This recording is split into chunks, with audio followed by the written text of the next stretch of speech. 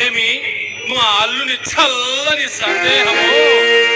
మెచ్చడివాడు బ్రహ్మనట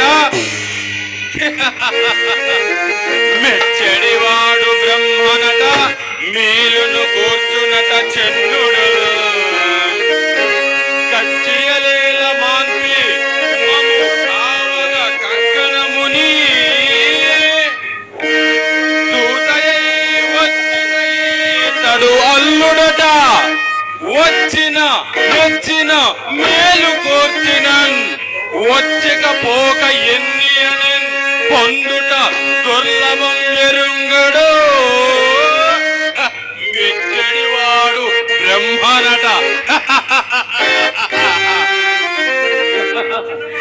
మామ చిన్న మామ ఓ చిన్న మామ